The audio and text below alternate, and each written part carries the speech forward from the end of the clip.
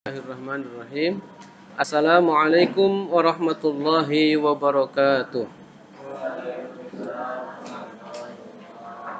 Subhanallah walhamdulillah wala ilaha illallah wallahu akbar wala haula wala quwwata illa billahil aliyil azim. Allahumma salli wa sallim ala sayyidina Muhammad wa ala ali sayyidina Muhammad. Pada kesempatan ini kita akan membaca dan mempelajari surah Al-An'am surat ke-6 dalam Al-Quran ayat 121.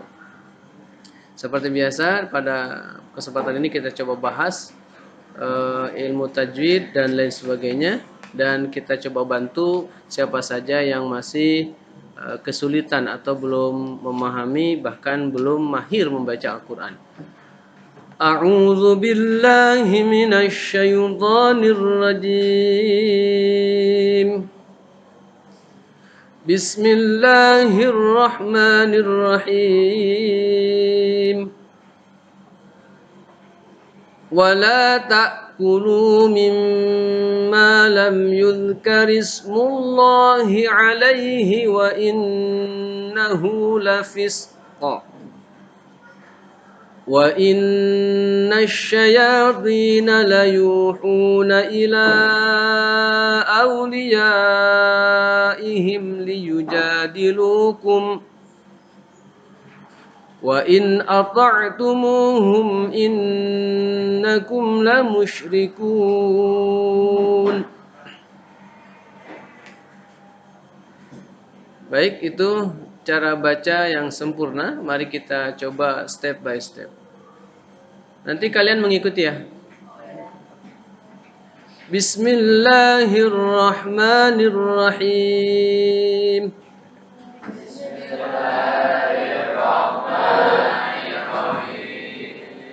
Wala ta'kulu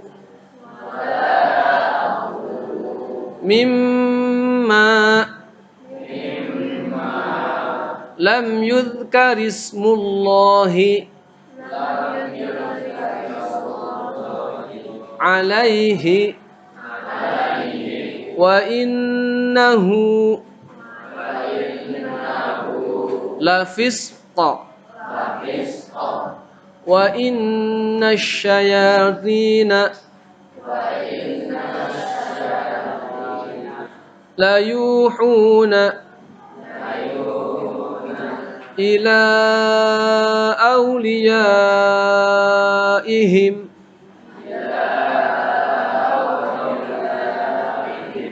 liyujadilukum wa in ata'tumuhum innakum lamusyrikun. Mohon sambil lihat ayatnya ya, sebab kalau tidak dilihat ayatnya dan tunjuk maka kalian akan kesulitan, apalagi kalau belum bisa atau belum hafal. Oke, step kedua.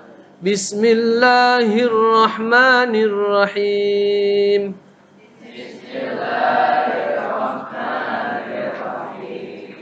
Wala ta'kulu mimma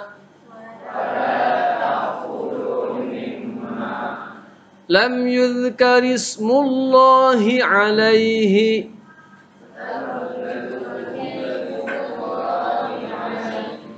wa innahu lafisq wa inna asyayatina layuhuna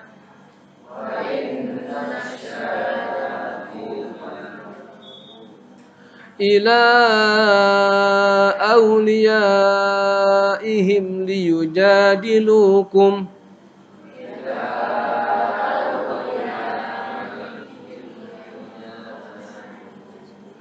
wa in ata'tumuhum innakum lamusyrikun.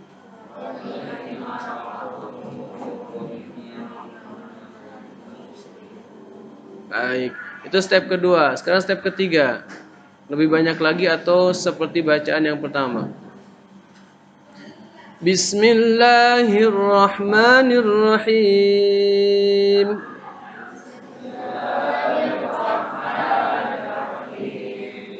ولا تأكلوا مما لم يذكر اسم الله عليه وإنه لفسق.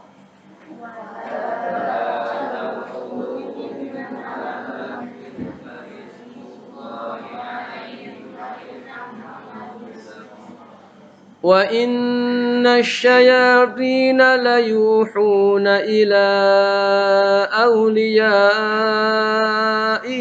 لِيُجَادِلُوكُمْ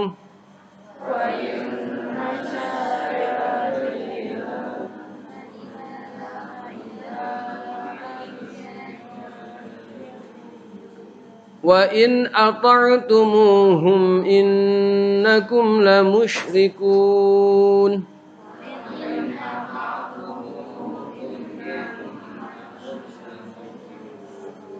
Sadaqallahul azim. Nah, itu ya kurang lebih ya. Jadi memang dituntut kesabaran, ketekunan, diulang terus insya Allah bisa. Baik, coba kita bahas ilmu tajwid atau kajian tajwid praktisnya. Pertama pada kata wala ta'kulu, di situ ada ta harokatnya fathah ketemu dengan hamzah. Ya.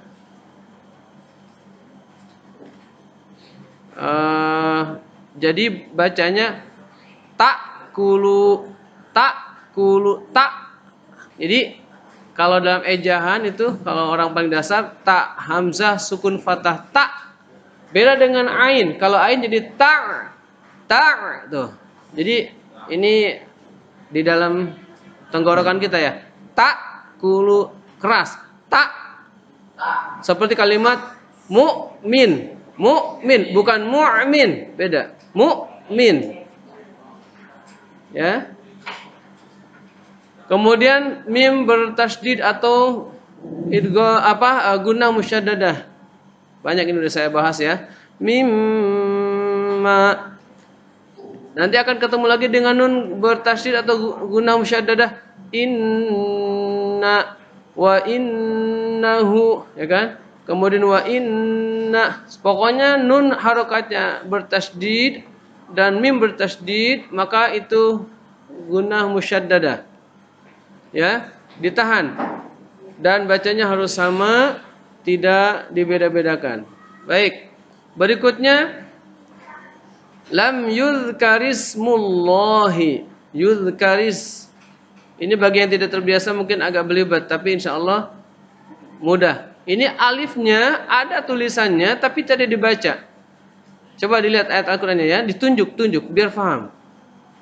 Nah ini mohon tidak lepas dari konsentrasi. Lihat ayat Al-Qur'annya.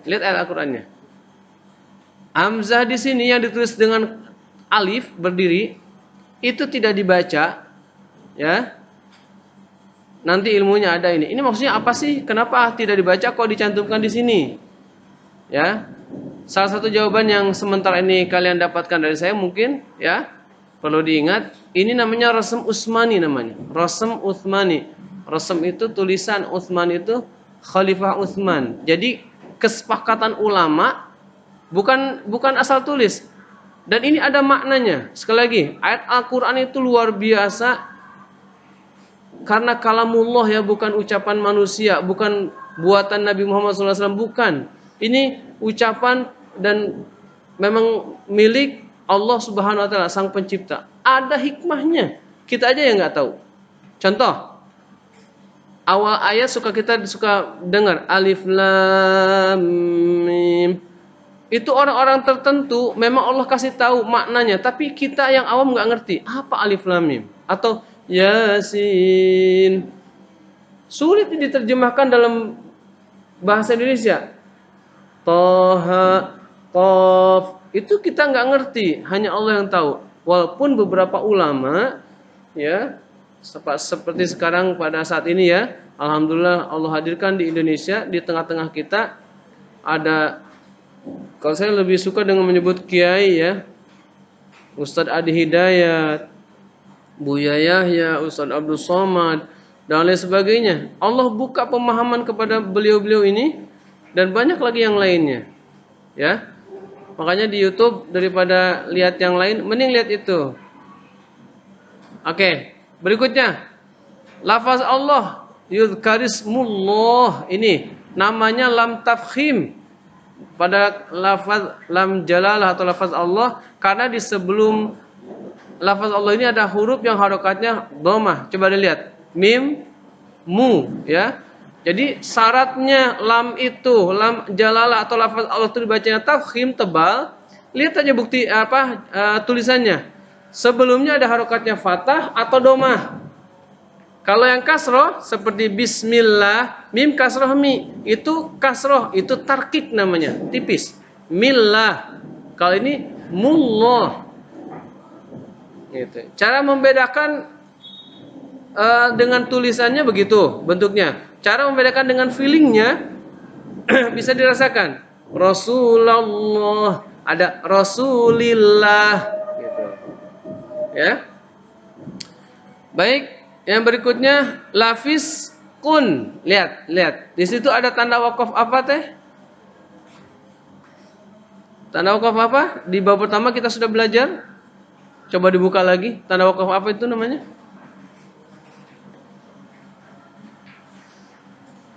Ada tanda wakaf kan? Iya. Tanda wakaf? Waqful aula. Waqaful aula. Artinya apa? Berhenti lebih baik. Berhenti lebih utama di situ. Saya kuat nafasnya, boleh berarti kan? Tapi kalau yang utama berhenti di situ. Lalu yang unik cara bacanya, ini banyak yang nggak ngerti. Lafis qa. Jadi qaf itu ditulisannya karena dia waqful aula berhenti, tapi harokatnya dhammah tain. Lihat harokatnya dhammah tain kan? Mudah-mudahan yang nggak ngerti dhammah tain, cobalah tanyakan ke teman yang ngerti. Atau nanti tanya ke saya, dhammah tain itu kayak gimana? Kayak gini. Bismillah. Ini dhammah tain itu begitu namanya. Ya, ada fathah tain, kasrah tain, dhammah tain. Ini anin pun. Nah, sementara ketika waqaf dia si qaf ini dibaca jadi sukun. Lafis qa. Jadi sukun qaf ini adalah huruf qalqalah. Qalqalah itu artinya memantul. Dulu pernah kita bahas apa sih huruf qalqalah itu? Baju di toko. Ba, jim, dal, to, qaf. Di mana dia dibaca berhenti atau dia sukun, maka terjadilah hukum qalqalah, memantul. Lafis qa. Nah, jadi yang kita baca itu pantulannya itu.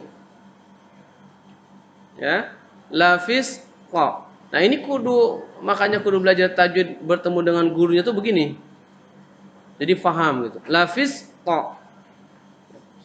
Harusnya kan, maaf bagi kamu yang udah ngerti, kalau mau dibacanya lafis qa, ini harusnya harokat fathah kan? Ini bukan karena harokat fathah, tapi karena dia dibaca qalqalah. Jangan juga ada yang nggak ngerti lafisq. Nah, itu salah tuh. Lafisq, apa tuh lafisq?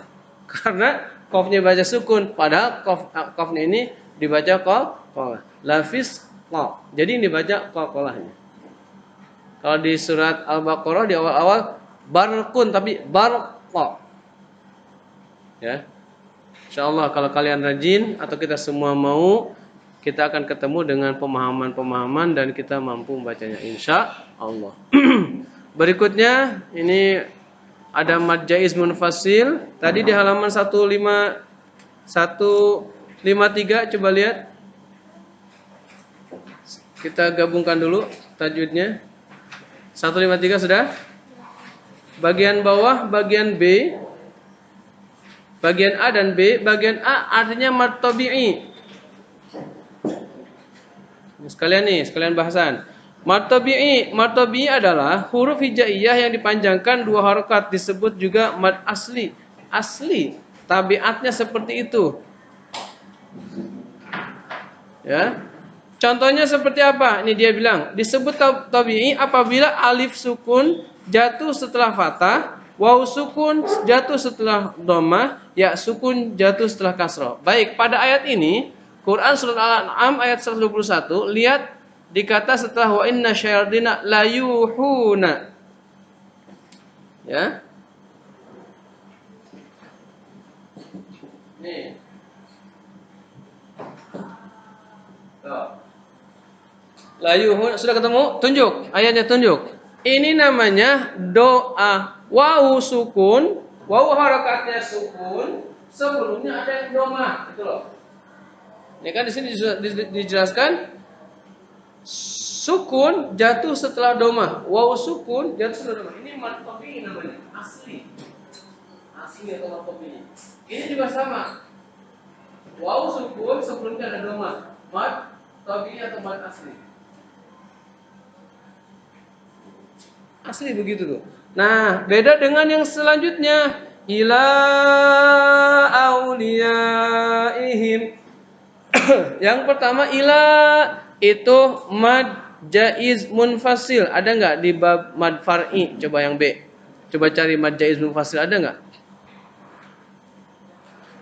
Mad jaiz munfasil. Buka bukunya. Buka bukunya. Buka bukunya. Ada mad jaiz munfasil, ada ya? Terus auliyaihim itu mad wajib muttasil. Ada nggak kata mad wajib muttasil? Ada. Oke. Ya. Baik, itu penekanan pada hari ini. Kemudian saya pikir cukup dulu ya. Wallahu a'lam bishawab. Bismillahirrahmanirrahim. Tafsiran dari Kementerian Agama atau Quran Kementerian Agama Indonesia. Janganlah kamu memakan sesuatu dari daging yang ketika disembelih tidak disebut nama Allah Subhanahu wa taala. Perbuatan itu benar-benar suatu kefasikan. La fisqa. Fasik. Sesungguhnya setan benar-benar selalu membisiki kawan-kawannya agar mereka membantahmu. Kamu menuruti mereka, sesungguhnya kamu benar-benar musyrik. Begitu terjemahannya? Begitu terjemahannya? Iya, baik. Jadi kita dilarang untuk memakan makanan hewan yang disembelih tidak menyebut nama Allah. Tidak boleh untuk sesembahan, tidak boleh untuk tumbal, terus kita makan. Pak, gimana kalau kita nemu sesajen? Nah, ini nih. Ini fenomenal banget ya. Nemu sesajen. Itu kan dia niatnya memang buat nyembah hantu di pohon gede, ya. Atau gimana lah. Gitu.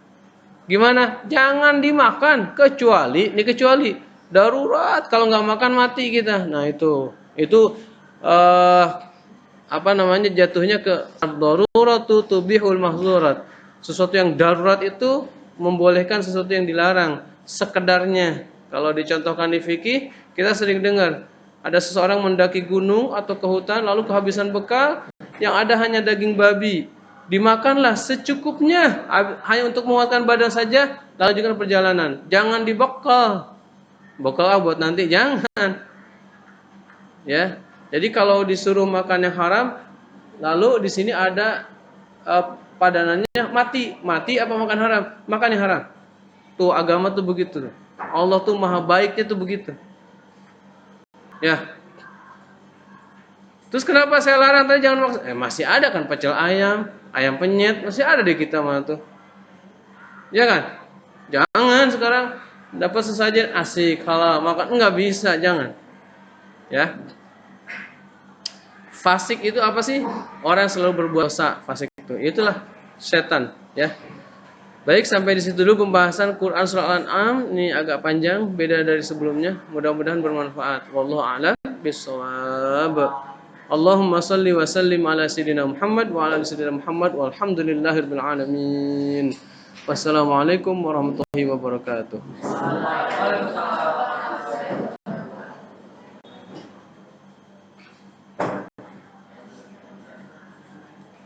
Bismillahirrahmanirrahim. Assalamualaikum